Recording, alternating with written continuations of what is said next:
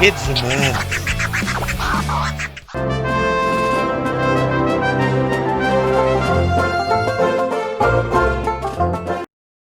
Dando continuidade às nossas aulas de independências na América, e já superamos aí a independência dos Estados Unidos no último vídeo, agora nós vamos adentrar na independência da América Espanhola.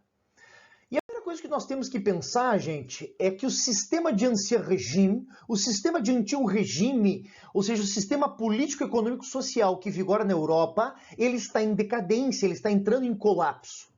E vários elementos me ajudam a explicar esse colapso do sistema colonial, do sistema mercantilista, do sistema, né, que vigora na Europa desse período. Tá? Primeiro motivo, então, é o fato de nós termos dois sistemas em funcionamento.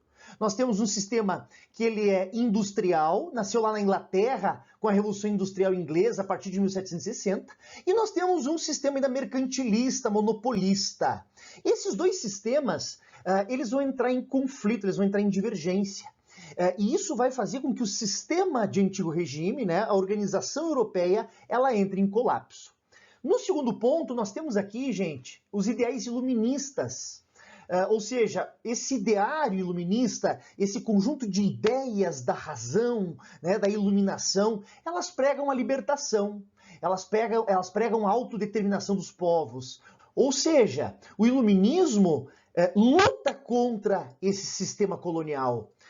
O iluminismo, ele luta contra o mercantilismo e o antigo regime. O maior crítico dos reis absolutistas, do sistema capitalista mercantilista, é o iluminismo, que vai pregar maior liberdade econômica, maior liberdade política, maior liberdade religiosa, coisas que não existiam aqui no sistema colonial, coisas que não existiam aqui no domínio espanhol e português na América.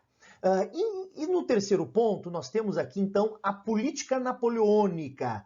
A partir de 1804, Napoleão forma um império na Europa, e ele começa a incomodar a Europa, mas essa incomodação também vem para as Américas. Vou explicar para vocês com um mapa.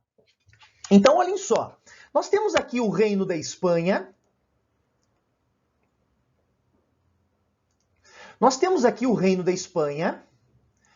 E fazendo fronteira com o Reino da Espanha, nós temos o Reino da França, dominado por Napoleão Bonaparte, que vai então formar um império francês. Lembrando vocês que o exército napoleônico nesta época, ele é conhecido como exército imbatível, exército invencível. Soldados napoleônicos lutam, né, como cidadãos após a Revolução Francesa. Então, essa é a grande essência do exército napoleônico, são soldados cidadãos que lutam por uma causa própria. Nesse momento, o que vai acontecer é o seguinte: Napoleão Bonaparte vai tirar o rei da Espanha, o rei Fernando VII, que era o rei espanhol legítimo, e vai colocar no lugar do rei Fernando VII o seu irmão, o José Bonaparte, que passa então a comandar a Espanha. Percebam na minha fala que é um período de domínio francês na Espanha. E esses espanhóis que precisam vir para a América trazer as regras, né, da organização colonial, que precisam trazer as leis, que precisam trazer as informações, a fiscalização, né, que precisam trazer um aparato burocrático, como os chapetones que são enviados da Espanha para comandar, né, e a estrutura global, a estrutura, né, mais geral da política colonial. Esses espanhóis não conseguem mais vir para a América. Não só porque a Espanha está sendo dominada pelos franceses, mas por causa que a Inglaterra é a maior nação marítima desse período. É a mais poderosa, né, esquadra de guerra do mundo, esquadra marítima de guerra, pertence aos ingleses. E aí, será que os espanhóis vão conseguir manter esta conexão com a América? Não vão conseguir. Porque se as embarcações inglesas avistarem uma embarcação francesa ou espanhola em alto mar, os ingleses vão atacar. Então nós vamos ter um período de vácuo, um período onde a América ficou sem receber as ordens europeias, as ordens espanholas. E vão se formar aqui na América Hispânica o que nós chamamos de juntas governativas. São organizações locais, aqui na América, de autogoverno, onde a população local pode se autogovernar. Neste período, onde os espanhóis ficam sem poder vir para a América, e essas juntas governativas elas funcionam, essa população latino-americana ela vai ter uma experiência como uma nação independente. É um período onde as nações latino-americanas vão se autogovernar, vão ter uma caminhada como nações independentes, como nações livres. Depois que as guerras napoleônicas acabam, em 1815, os espanhóis vão voltar, né, a querer manter esse laço de relação que tem com a América. Os espanhóis vão querer reatar, né, o pacto colonial e o controle, a fiscalização que se faz aqui nas Américas. Só que a população que aqui viveu durante um período, né, com juntas governativas, experimentando a liberdade, essa galera vai dizer, gostei, adorei me autogovernar. Vamos manter assim?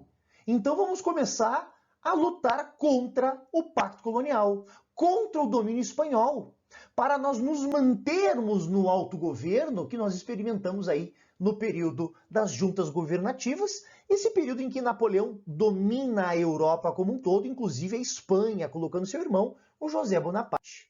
Bom, aqui então, gente, no quarto ponto, eu tenho a Revolução Industrial. Num sistema industrial, ele é oposto a um sistema de servidão. O que eu quero dizer com isso? Que o sistema de trabalho servil, ele não combina, ele não condiz com o sistema industrial. Da mesma forma, o sistema de trabalho escravista, escravocrata, ele não tem uma relação, ele não tem uma sintonia com o sistema industrial. Pelo simples fato de que o servo do sistema servil e o escravo do sistema escravocrata, ele não recebe um salário, ele não é assalariado. Ou ele trabalha para pagar impostos, ou ele trabalha porque ele é escravo. Bom, se esse indivíduo não é assalariado, se esse indivíduo não ganha um salário, ele não serve, ele não tem serventia para a indústria inglesa, né, que está nascendo, que está em desenvolvimento. Por quê? Porque a indústria quer mercado consumidor. Indústria quer pessoas com dinheiro na mão para poder comprar, para poder consumir dessa indústria superprodutora. Então, aqui vai haver uma pressão da Inglaterra, a primeira nação industrializada, a nação a desenvolver a Revolução Industrial, de acabar com o sistema colonial servil. Porque o modelo de trabalho colonial aqui na América era mita e encomenda. É um trabalho compulsório, não é um trabalho assalariado em massa. Para a Inglaterra, seria interessante para a economia industrial inglesa transformar todos esses servos indígenas em assalariados. Porque uma vez recebendo salários, eles poderiam se tornar um ótimo, um excelente mercado consumidor para a indústria inglesa. Então há também uma pressão da Inglaterra para acabar com o sistema colonial de servidão aqui na América, a mita e encomenda. Assim como há uma pressão dos ingleses de acabar com a escravidão no Brasil.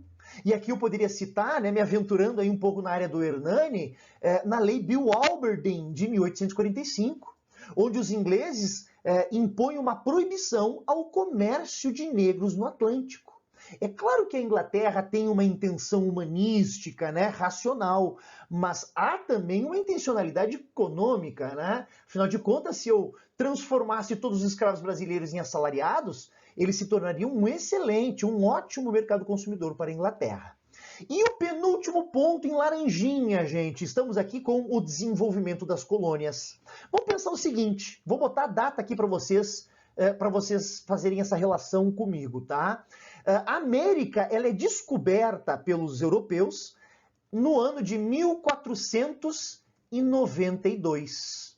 Perfeito? 1492 é quando Cristóvão Colombo chega aqui na América Central.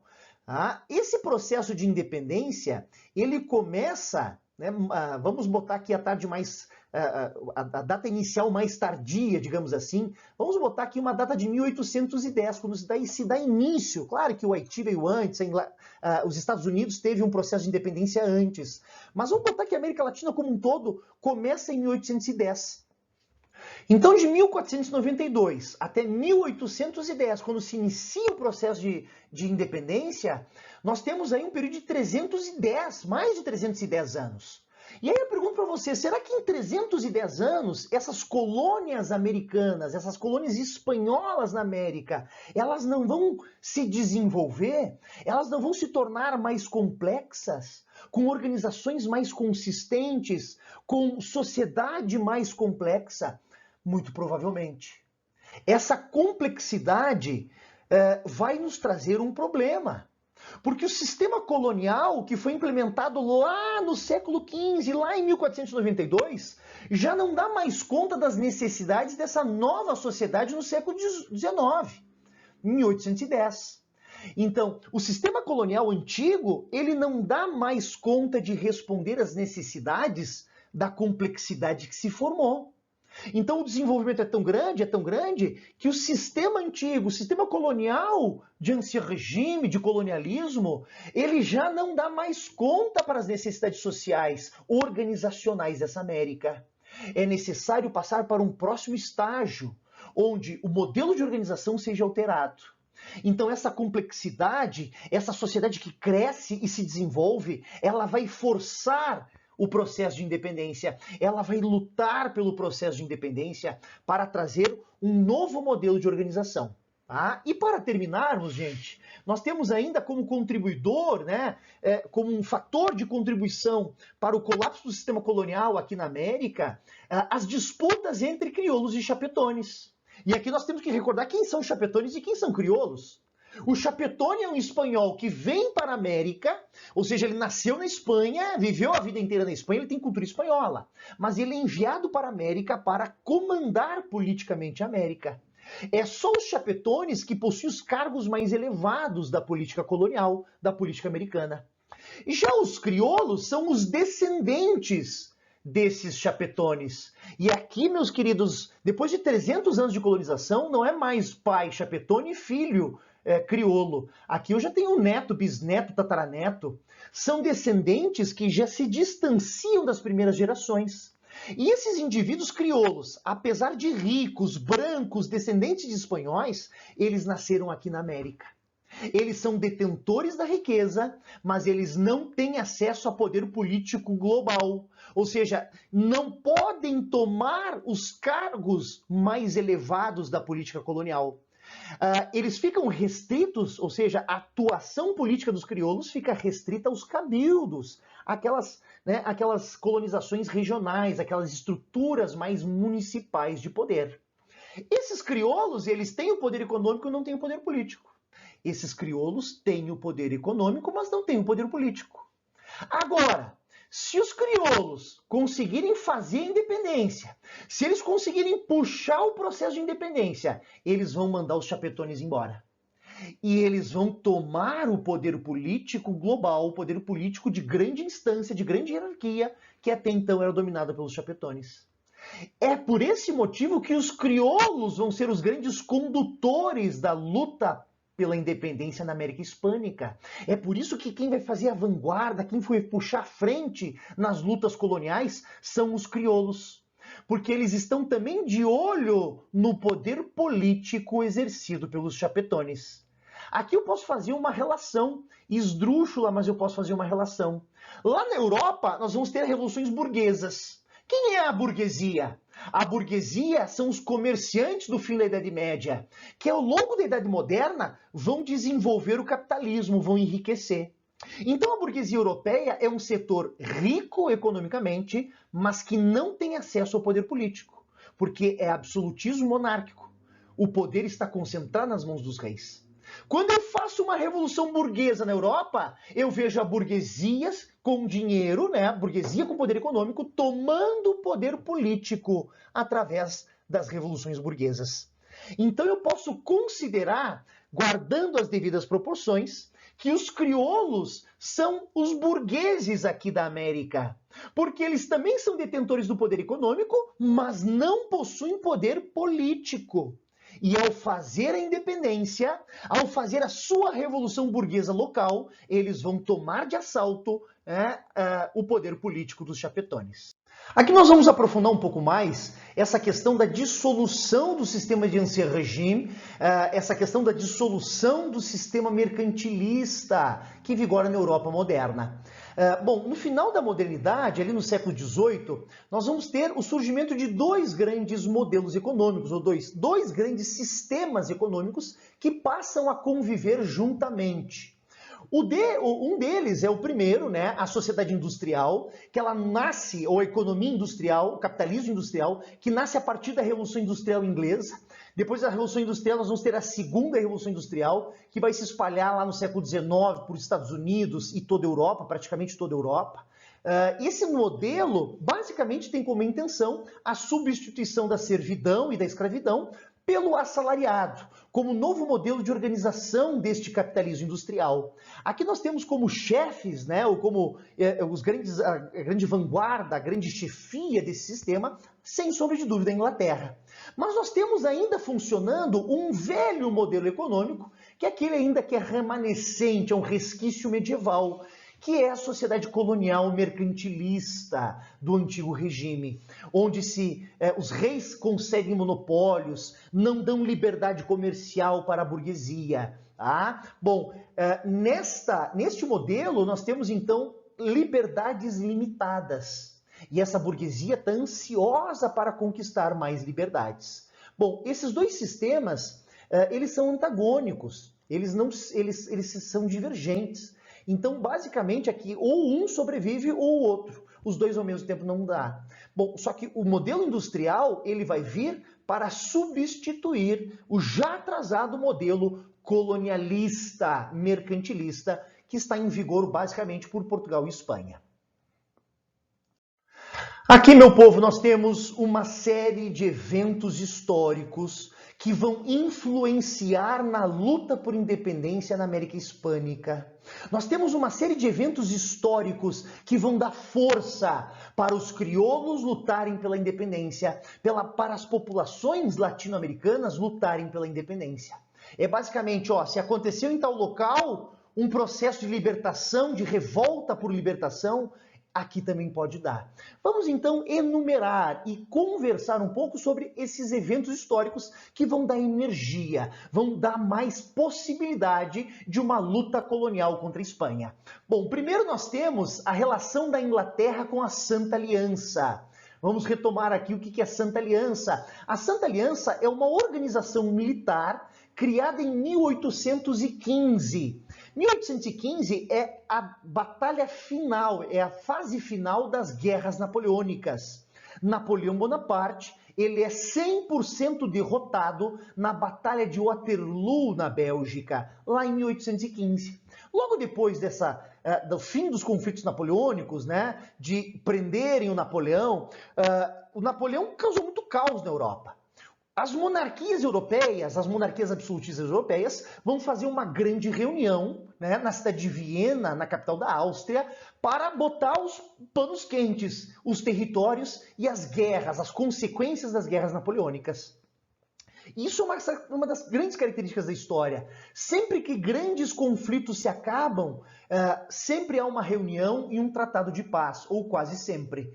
Aqui no fim das guerras napoleônicas não foi diferente. Nós temos aqui então o Congresso de Viena de 1815, onde essas monarquias europeias elas vão querer acabar com as ideias iluministas, vão querer suprimir o avanço liberal promovido por Napoleão. E três dessas nações que faziam parte do Congresso de Viena, nós temos Rússia, Prússia e Áustria, vão formar a Santa Aliança. Ou seja, um aparato militar, né, dessas três nações para combater as lutas por independência aqui na América. Mantendo as monarquias absolutistas donas da América, mantendo as monarquias absolutistas, né, sobre o domínio americano. Perfeito? Só que nos Estados Unidos, em 1823, vai entrar um presidente chamado James Monroe. E o James Monroe vai editar a famosa doutrina Monroe. E a primeira coisa que a gente tem que se perguntar é, Rafa, o que é uma doutrina? É a forma como a nação vai lidar no campo internacional. É a atitude de um país nas relações internacionais. E a doutrina Monroe, ela pode ser resumida pela frase América para os americanos. Então, o que o James Monroe vai falar para essa Santa Aliança? Ó, Santa Aliança, nós aqui na América, a gente respeita a Santa Aliança aí da Europa, mas aí na Europa, não venham incomodar aqui na América, porque a América é para os americanos. James Monroe queria diminuir, diluir, né, a presença europeia na América, a influência europeia na economia americana, para que os Estados Unidos substituíssem essa Europa. E eles, norte-americanos, passassem a influenciar economicamente a América. O que eles queriam, né, com essa doutrina Monroe, América para os americanos, não era apenas afastar o domínio europeu, afastar, né, este controle europeu, mas dar aos Estados Unidos um novo controle. Dar para os Estados Unidos o domínio sobre a América recém-independente. É por isso que os Estados Unidos vão apoiar as independências na América. Eles querem tornar a América Latina um quintal dos Estados Unidos. Perfeito? Sem falar que os Estados Unidos já têm uma experiência com o processo de independência, né? Os Estados Unidos fizeram o processo de independência em 1776, com guerras que se estenderam até 1781. Bom, aqui nós temos então a grande influência. Basta nós olharmos para os Estados Unidos e olha lá, ó, os Estados Unidos conquistaram sua independência em 1776. Por que nós aqui da América Latina também não podemos fazer o mesmo? Então, é seguir o exemplo dos Estados Unidos. As ideias iluministas muito presentes aqui na América, e aqui é um detalhe interessante, né? Esses crioulos ricos, eles enviavam seus filhos a estudar na Europa, na França, na Inglaterra. Quando esses filhos de crioulos voltavam dos seus estudos na Europa, eles traziam na mala o ideário iluminista. Eles traziam junto para a América as ideias de libertação, as ideias iluministas.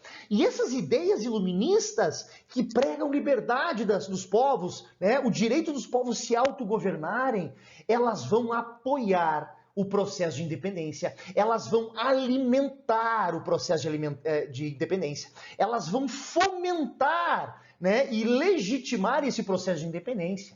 Por quê? Porque é justamente isso que diz o ideário iluminista, né? A ideia de que os povos são livres para decidir os seus destinos. Além do iluminismo, nós temos a Revolução Francesa, 1789, a Revolução Burguesa da França, que acaba com um sistema de antigo regime na França, que bota por água abaixo o ancien regime, né, o absolutismo francês. Então, se os franceses conseguiram acabar com o absolutismo, é porque o absolutismo no mundo está frágil. O absolutismo espanhol também está frágil. Afinal de contas, os espanhóis vêm de guerras napoleônicas. Então, se eu quero lutar contra aquele que me domina, se eu quero lutar contra aquele que me impõe amarras e controle, esse é o momento certo. É o momento onde a Europa está derrubando as suas monarquias absolutistas. É o momento onde as monarquias absolutistas estão frágeis na Europa. Tá? Não só pelo colapso do sistema de antigo regime, mas também por causa das guerras napoleônicas, que vão, né, trazer uma crise para a Espanha, né? Vão trazer uma dificuldade para os espanhóis. A Revolução Industrial, eu já disse, a procura de novos mercados, então é preciso quebrar com o Pacto Colonial, é preciso quebrar com o sistema de trabalho servil. A Revolução dos Estados Unidos, também já citada, né? Se os norte-americanos conseguiram lutar pela independência, por que nós aqui, crioulos da América Latina, da América Hispânica, também não podemos conseguir? E a questão das guerras napoleônicas, o enfraquecimento espanhol, já falado por esse humilde professor, né, e a liberdade experimentada pelos colonos, pelos crioulos, naquelas juntas governativas. Todos esses elementos demonstram que não só a América, mas a Europa está fervilhando. A Europa e a América estão pegando fogo. E eles estão queimando, eles estão botando um fim, queimando mesmo, o sistema colonial, o sistema metropolitano, o sistema, né, mercantilista colonialista, de pacto colonial, de domínio da Europa sobre a América. É hora da América pegar em armas e lutar por independência. Tá? Por quê? Porque o mundo está fervilhando. Então, basta seguir os exemplos históricos deste período. Vamos lá então, grandes líderes. É importante a gente saltar isso, né, reforçando um pouco mais. Como é que se iniciam essas lutas por independência? Elas iniciam nas mãos dos crioulos. Lembrando vocês que os crioulos são descendentes de espanhóis, têm acesso a um poder econômico, né? Eles são fazendeiros, alguns têm pequenas milícias, né? Então eles são muito fortes economicamente e militarmente. Mas eles não são detentores do poder político. E é isso que eles querem também com o processo de independência. Além da independência econômica, eles querem uma independência política, ou seja, querem atuar nesses cargos que até então eram só dos chapetones. E aí se destacam nas lutas por independência dois grandes líderes, crioulos. Um deles mais na região do norte da América do Sul, na região da Venezuela e da Colômbia, o famoso Simón Bolívar, e mais aqui na região platina, na região do sul da América do Sul, nós temos o argentino José de San Martín. O José de San Martín, ele é basicamente um monarquista. Ele quer, após a independência, que os países da América, após a independência, tornem-se monarquias. Já o amigo dele, de liderança por lutas por independência, o Simón Bolívar, ele era um republicano. Simón Bolívar queria, após o processo de independência, que a América fosse implementado um sistema republicano. Ao contrário de San Martín, que queria a implementação de um sistema monárquico. Tá? E como é que acontece isso? As tropas comandadas por Simón Bolívar, elas vêm do norte em direção ao sul, sempre auxiliando nos processos de independência, nos processos de emancipação. Já as tropas lideradas por José de San Martín, eles partem do sul em direção ao norte. E eles basicamente se encontram quase ali na região central do Chile, com o líder chileno de independência. Perfeito? Mas aqui nós temos que pontuar mais algumas coisas, tá? Quem vai tomar a frente, quem vai fazer a liderança são os crioulos. Simón Bolívar, boliviano, auxiliou e liderou, participou diretamente da independência da Bolívia, da Venezuela, do Equador e até mesmo da Colômbia. Ele é o mais importante libertador das Américas, inclusive mais importante, mais lembrado nos vestibulares, que o próprio José de San Martín. Defensor de um sistema republicano após a independência. E o próximo ponto é muito importante. Olhem só, gente, ele defendia que os países da América após a independência formassem juntos um grande império, que ele vai chamar de Gran Colômbia. Então, diferente do que aconteceu, se a gente vê a América hoje, a América hispânica hoje, a gente vai ver que a América é toda dividida em pequenos países. Eu tenho Venezuela, eu tenho Colômbia, eu tenho Equador, eu tenho Chile, eu tenho Brasil, eu tenho Paraguai, Uruguai, Argentina. Ou seja, a América hispânica após a independência se esfacelou, se dividiu em pequenas nações. Mas não era esse o sonho e o desejo de Simón Bolívar. O desejo de Simón Bolívar é que essas nações formassem um único grande império chamado Gran Colômbia. Agora vamos pensar comigo aqui, Por que será que as intenções, por que será que os desejos, as vontades de Simón Bolívar de criar um império latino-americano não se concretizaram? Porque a Inglaterra não permitiu. Porque os Estados Unidos não permitiram. E porque os caudilhos locais não permitiram. Então haviam forças externas que não permitiram essa construção de uma Gran Colômbia, assim como haviam forças internas. Vamos começar das forças externas. O que é melhor para a indústria inglesa? Negociar com um único país grande, imperial, forte, ou negociar individualmente com pequenas nações esfaceladas? A Inglaterra, sendo uma potência industrial, é muito mais benéfica para suas negociações se a América se dividir em pequenas repúblicas. Porque a Inglaterra pode negociar separadamente com cada república. Ela tem chance de ganhar individualmente com cada negociação. Agora, se formar um único império latino-americano, a Inglaterra vai ter um império mais forte, mais difícil de se negociar, onde ela vai negociar só uma vez, certo? E nessa negociação, uma vez só, ela pode perder dinheiro. Então, é muito melhor para a economia britânica, é muito melhor para a indústria britânica que a América se divida em pequenas repúblicas. Porque o poder de negociação inglês, sendo potência industrial, ele se torna muito mais vantajoso. A mesma coisa com os Estados Unidos. Né? Os Estados Unidos, como nós vimos antes, América para os americanos, a doutrina Monroe, de 1823. A doutrina Monroe prega América para os americanos, ou seja, América para ser dominada pelos americanos, América para ser dominada e influenciada pelos Estados Unidos. E a mesma coisa, é muito mais vantajoso para os Estados Unidos negociar com pequenas repúblicas do que de negociar com um único império. Agora vamos ver quais são os fatores internos, as forças internas que impediram essa construção de Gran Colômbia. Nós temos então chefes militares locais chamados caudilhos, que no Brasil equivale ao coronelismo, são coronéis locais. Esses caudilhos, eles são detentores do poder local, do poder municipal das suas regiões. Se constituir-se uma Gran Colômbia, se constituir-se um império unificado da América Latina, provavelmente esses caudilhos locais perderiam seus poderes locais. E eles não querem perder os seus poderes locais, eles não querem perder os seus mandos nas suas regiões, onde eles têm uma milícia e onde eles conseguem intimidar toda a população local. Então, eu prefiro continuar com o meu poder local. Eu prefiro ficar com o meu poder local do que ter um poder global, um poder genérico, um poder unificador.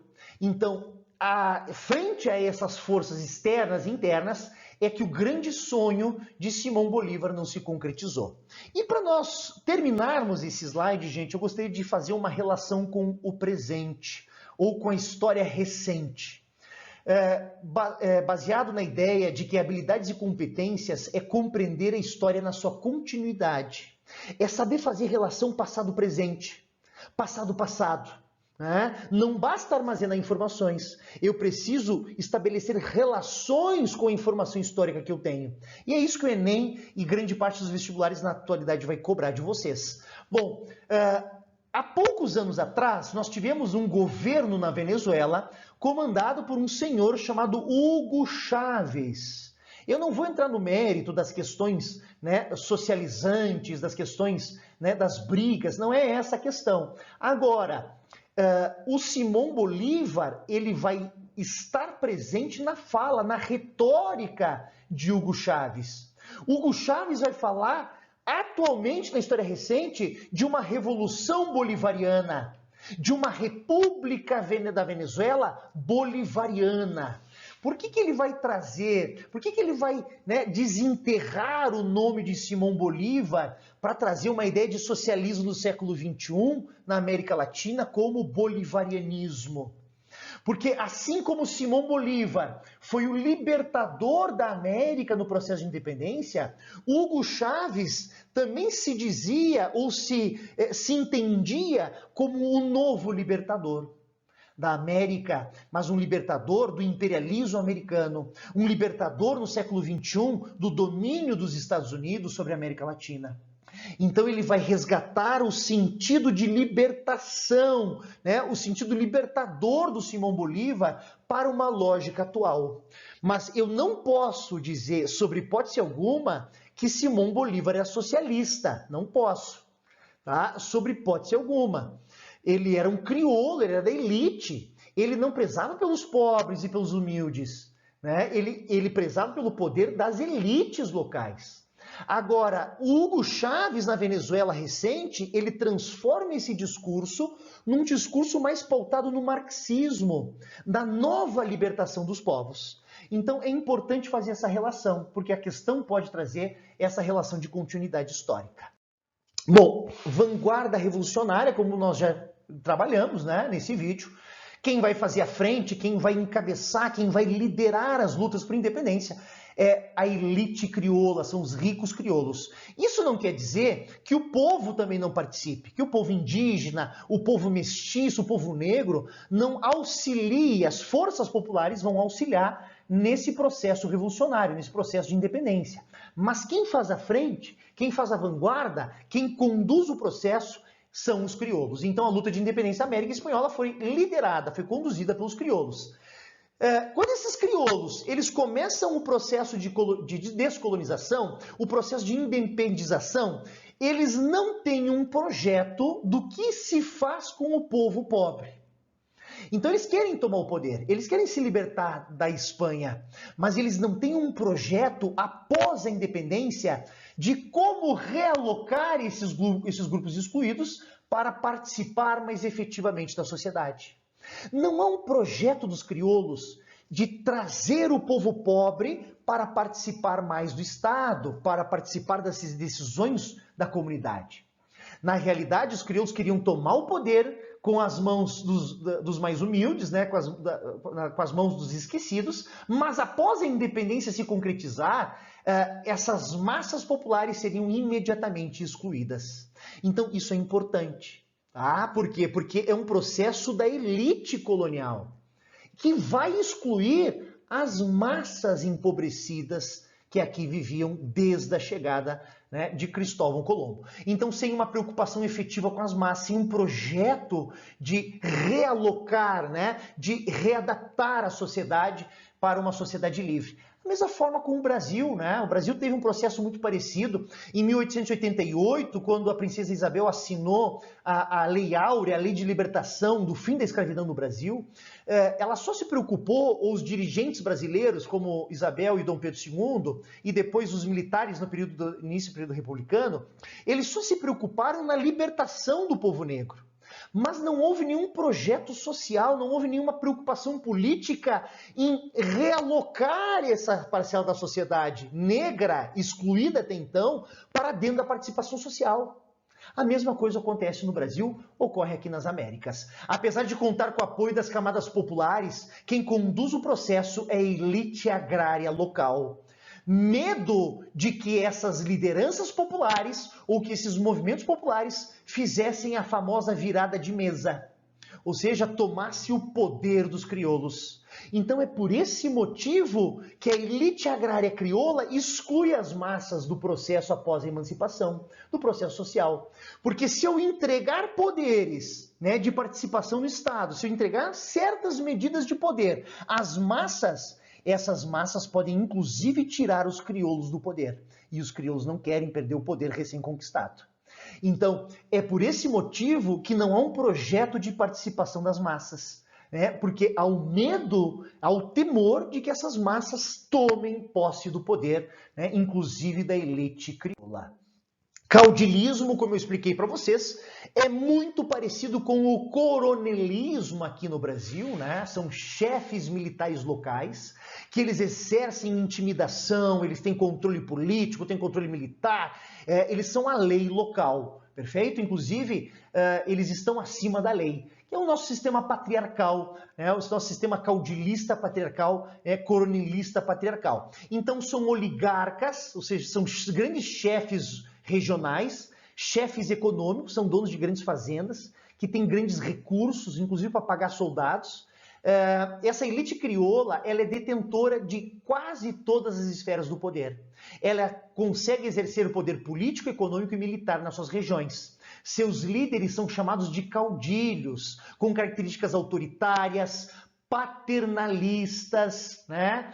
Muitas vezes patrimonialistas, né? Não divide muito bem o que é público e o que é privado, né? Uma linha muito tênue, mas eles estão exercendo apenas o poder local. E são esses caudilhos que exercem o poder local nos cabildos que vão exercer a guerra, que vão, né, encabeçar, vão liderar a guerra por independência. Esses caudilhos, como eu disse para vocês anteriormente, são contra as ideias de Simão Bolívar de unificação dos povos latino-americanos.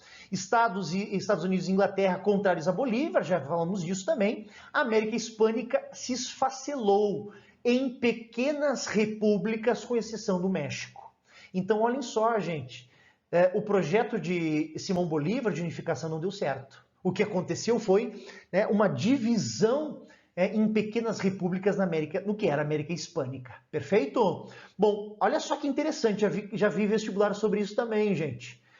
Todas as nações após a independência na América, todas, e aí eu vou da América do Norte à América do Sul, certo? Todas vão formar repúblicas após a independência. Então, olha só como eu estou sendo enérgico nisso, gente. Olha como eu estou sendo bem veemente, né, na minha retórica. todas as nações da América, após a independência, vão se tornar repúblicas. Apenas 2 vão se tornar monarquias. Quais são as duas únicas 2 nações que vão se tornar monarquias após a independência? Brasil, né, que nós vamos ter aí presença do Dom Pedro I, e da família real, período joanino, e o México. Porém, o México vai manter o sistema monárquico por 4 anos. Depois de 4 anos, eles modificam o sistema monárquico para um sistema republicano. Tá? Vamos continuar lá então. Processo de independência hispânica, vou passar bem rapidinho essa parte para vocês. Vice-reino de Nova Granada. Nós tivemos aqui então a independência da Venezuela, da Colômbia e do Equador. A principal atividade na produção regional era o cacau, produção de cacau em formato de plantation, com mão de obra escrava, latifúndios e monocultura de cacau. Os proprietários eram conhecidos como mantuanos. Os mantuanos eram os líderes aqui dessa região, eram os crioulos, as oligarquias de cacau aqui nessa região. Em 1810, a primeira onda de contestação ocorre na região, conduzida pelos crioulos de Caracas, e aí nós temos o Simão Bolívar, o venezuelano, né? Movimento inicial combatido pelas tropas realistas. Então, no início, não deu muito certo essa luta por independência. As tropas espanholas aqui na América conseguiram, então, converter essa revolta. Entre os líderes, então, se encontrava o famoso Simão Bolívar. Em 1819, Bogotá foi libertada da presença espanhola, das tropas espanholas, e conquista a independência até 1822. Então nós vamos ter um processo de independência aqui na Colômbia, em Bogotá, entre 1819 até 1822. Perfeito?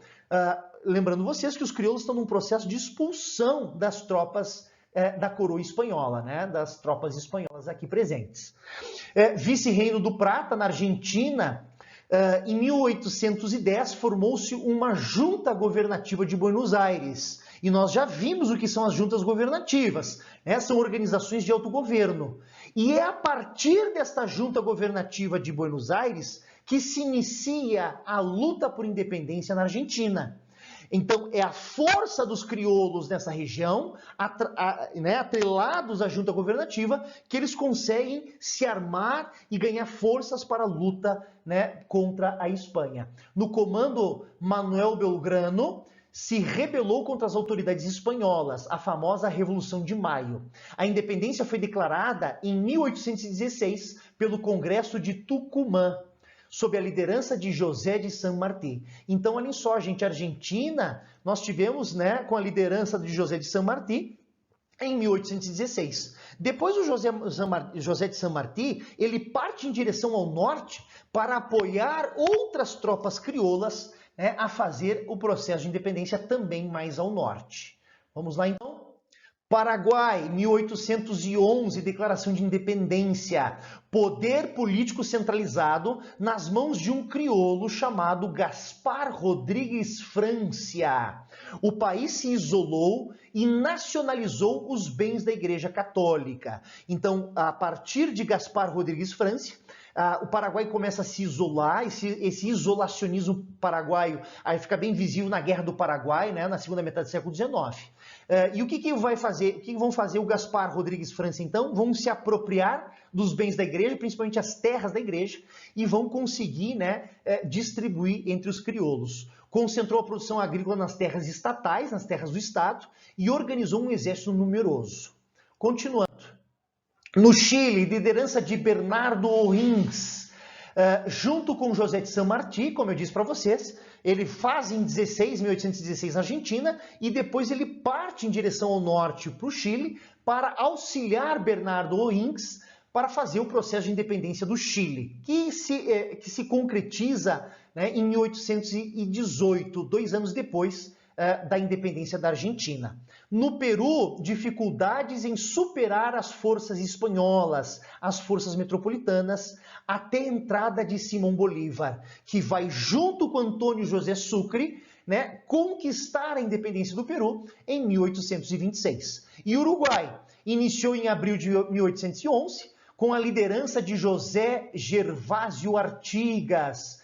Quem viaja para o Uruguai encontra imagens do Artigas em todas as praças públicas, em quase todos os recintos públicos do Uruguai. El General, inclusive quem vai a Montevidéu, encontra lá na praça, se eu não me engano, na Praça 18 de Julho, Praça Central, né, que é a Praça da Independência uruguaia, o José Artigas em cima de um cavalo gigantesco, né, gigantesco. Muita gente não sabe que embaixo daquela estátua gigante do José Artigas no cavalo está o mausoléu dele. Então, os restos mortais de José Artigas estão lá embaixo, né, com uma sala toda bonitona, cheia de fatos históricos, né, desempenhados por José Artigas. Contou com o apoio de Buenos Aires e com o apoio do Brasil pela independência. Mas aí, gente, o Dom João VI vai acoplar o Uruguai ao Brasil, ou seja, vai absorver o Uruguai, que passou aí no período joanino, né, até o Primeiro Império, como um território brasileiro. O Uruguai só conquista a independência definitivamente contra o Brasil, e não contra os espanhóis, como a grande maioria dos países latino-americanos. Contra o Brasil, que dominava o Uruguai, né, o processo que nós chamamos então de Guerra da Cisplatina, em 1825, se acaba a Guerra da Cisplatina e o Uruguai, com a ajuda da Argentina, conquista a independência do Brasil. Para terminarmos, gente, nós temos então a independência do México, que é uma independência que se destaca em relação às demais. Afinal de contas, essa independência do México, ela tem inicialmente um caráter popular muito forte, certo? E aí a gente sabe que os professores de história, na sua maioria, são esquerdistas, né? E quando há uma participação popular mais efetiva, se torna interessante para os professores colocar nos vestibulares. Então, o que eu estou dizendo para vocês é que as chances de independência do México caírem, elas são maiores em relação a outros processos de independência.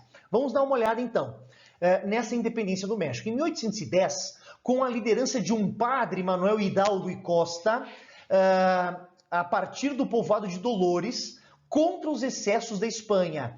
Então, este padre, ele caminhava ao lado do povo humilde, ele defendia, né, as populações miseráveis. E aqui nós vamos ter, gente, um processo conduzido por esse padre, né, que não sabia ler, e ele então basicamente vai conduzir o povo pobre a lutar pela independência. Existe uma obra muito famosa e que seguido cai nos vestibulares, que é o Grito de Dolores, que vai expor um pouco em arte, né, em pintura, esse processo de independência, nesse processo conduzido inicialmente pelo Manuel Hidalgo y Costa. Contou com forte apoio popular, como eu disse para vocês, população mestiça, índia e negra, favorável a melhores condições de vida. Essa luta por melhores condições de vida poderia vir com a independência, né, liderada por Manuel Hidalgo. O próprio Manuel Hidalgo y Costa foi fuzilado pela elite local, que tinha medo que o povo pobre tomasse o poder, que o povo humilde tomasse o poder. Manuel Hidalgo acabou sendo fuzilado, perfeito? Com medo dessas elites. Agora nós vamos ter o processo de um outro padre, o José Maria Morelos, que deu continuidade ao processo de Hidalgo. Também acabou sendo fuzilado pelas tropas realistas, ou seja, pelas tropas espanholas, comandadas pelo general conservador Agustín Iturbe, certo? Agustín Iturbe. Este declarou a independência oficialmente em 1821. Para terminarmos, propostas de igualdade, fim da escravidão e expropriação de propriedades. Essas eram as intenções de Agustín Iturbe, né? Isso, obviamente, vai levar a um descontentamento das elites locais. Nós temos que perceber que o Agustín Iturbe, ele é espanhol, mas ele também está pregando uma maior participação em uma maior processo de desigualdade social, né, com o fim da escravidão, com a expropriação de grandes propriedades para a população mais pobre, né, com o propósito de trazer mais igualdade. A elite crioula vai olhar para ele e vai dizer, que é da terra para os pobres, né? E tirar de nós crioulos ricos. Nesse momento que a elite crioula vai tomar posse do poder. Tá? O enfraquecimento das ideias de Agustín Iturbe, e em 1824 a consolidação da independência do México, com a eleição do general Guadalupe Victoria para o cargo, né, de presidente do México, de chefe de Estado mexicano. Consequências. Então, se antes quem dominava a América eram os países ibéricos, né, era Espanha e Portugal, agora quem domina a América é a Inglaterra e os Estados Unidos. Então nós vamos ver uma substituição do domínio ibérico pelo domínio inglês e americano. Afinal de contas, em Inglaterra e Estados Unidos, eles têm um novo modelo de organização econômica, o capitalismo industrial. A economia permanece dependente. Olha que interessante, gente. A mesma coisa ocorreu no Brasil em 1822, com o nosso processo de independência. Isso quer dizer que a América Latina conquistou a independência política, mas economicamente permanece dependente das grandes potências, certo? Então, vamos dizer assim que é uma meia independência, né? Porque eu vou conquistar a independência política, sim, mas eu vou permanecer dependente na área econômica. Não houve grandes mudanças estruturais, ou seja, a sociedade, como ela era formada antes da independência, ela continuou da mesma forma. Quem era tuco continuava tuco, quem era mandante continuou mandante. Tá? Então não houve grandes mudanças estruturais. Na sociedade, como eu já citei para vocês, na economia continuou sendo agroexportador, então não houve grandes inserções industriais, não houve grandes mudanças, né? O que houve é que a América continua sendo país de bananas, agroexportador, assim como a estrutura política, né? Só que vai passar dos chapetones para os crioulos, mas a estrutura permanece mais ou menos a mesma. Não houve liberdade e igualdade para todos. As ideias iluministas estavam restritas à elite crioula. Então aquelas palavras, aqueles pensamentos liberais bonitos, era só para a elite crioula. Os índios, os negros e os mestiços não tinham acesso a esse ideário, não tinham acesso à participação no Estado. A economia manteve-se predominantemente agroexportadora e exportadora de matéria-primas, né? Como eu disse para vocês anteriormente, não houve grandes mudanças estruturais, né, na esfera econômica de organização.